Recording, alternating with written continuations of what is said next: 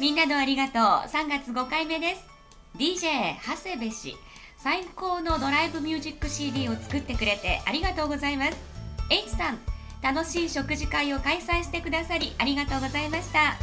今日は親友の命日、お花を届けることができてありがとう。息子が無事に公立高校に合格しました。応援してくださったたくさんの方に本当に感謝。店員さん、袋を持ってきてもらいありがとうございます。お姉様たち、今月もありがとう。末っ子より。彩り心さん、美味しいご飯ありがとうございます。また行きます。フォークデュオゆずさんへ、ストリートで演奏する機会を与えてもらい、素晴らしい出会いとハーモニカを吹ける能力を与えていただきありがとうございます。